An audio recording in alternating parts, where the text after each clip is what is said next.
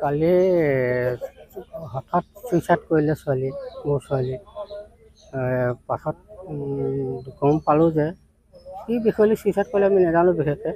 পাছত ৰাতি চাইছোঁ যে চিঠি এখন, ডায়েৰী এখন পাইছোঁ, যে সেই ডায়েৰীখনত লিখা আছে যে এই কি নগৰ বুলি কয় এজন, সেউজ নগৰ, কি নাম আছিলে নাম জানো, পাৰ্থ দত্ত, তেওঁ লগত ভাল পোৱা আছিলে। তাৰপৰা তেওঁ বহুত অত্যাচাৰ কৰিলে, মানসিক হেৰিও কৰিলে। সেইটো কাৰণে এতিয়া প্ৰায় ইয়াত নাজিৰা থানাত এজাহাৰ দিছেহি। পূজা দত্ত। কি পঢ়ি আছিল তাই? তাই বিয়ে ক্লিয়াৰ কৰে। ঘৰত জনাইছিল নে বিষয়ে আপোনাক? ঘৰত বিশেষকৈ জনোৱা নাছিলে, মইতো বাহিৰত থাকোঁ, মই নাজানো সিমানতে।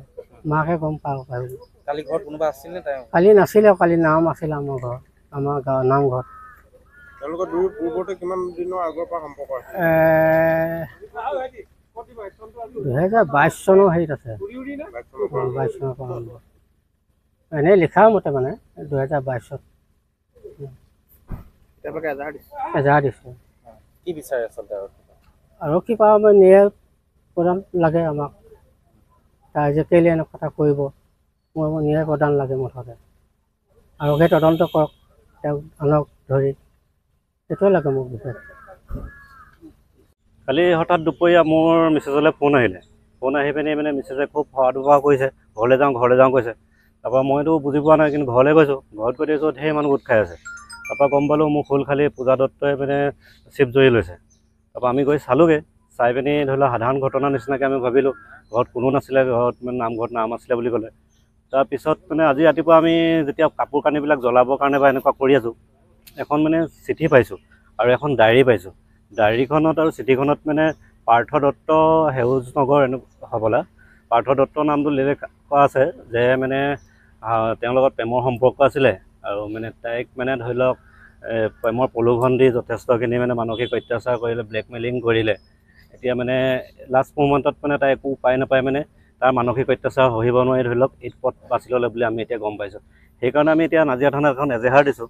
আমি ভাবোঁ যে আৰক্ষীয়ে মানে আমাক এটা ন্যায় প্ৰদান কৰক। আৰু ল'ৰাজনৰ বিষয়ে কিবা ক'ব নেকি? ল'ৰাজনৰ বিষয়ে মানে আমি এতিয়াতো ডায়েৰীখনত পোৱা মতে 2022 চনৰ 15 জুনত মানে সিহঁতৰ মানে ৰিলেশ্যন হৈছে।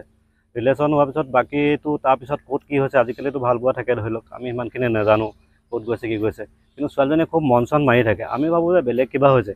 কিন্তু কালি আমি যেতিয়া ঘটনাটো হৈ গ'ল, তেতিয়াও আমি ভবা নাছিলোঁ এটা সাধাৰণ ঘটনা বুলি আমি কালি আৰক্ষীক জনাইছিলোঁ। কিন্তু আজি ৰাতিপুৱা যেতিয়া আমি মানে কাপোৰ কানিবিলাক এনেকৈ চাওঁতে ডায়েৰীখনৰ কাগজখন দিয়ে, তেতিয়াই গম পাইছোঁ যে ল'ৰাটোৱে তাইক মানসিকভাৱে অত্যাচাৰ কৰিলে আৰু বহুত ব্লেকমেইলিং কৰিলে, আৰু নিজৰ স্বাৰ্থৰ কাৰণে বহুত তাইক ইউজ কৰিলে বুলি আমি অনুমান কৰিছোঁ মানে। সেইকাৰণে এতিয়া আমি আৰক্ষী থানাত এখন এজাহাৰ দিছোঁ। আৰক্ষীয়ে এটা উচিত তদন্ত কৰক বুলি আমি আশাবাদী।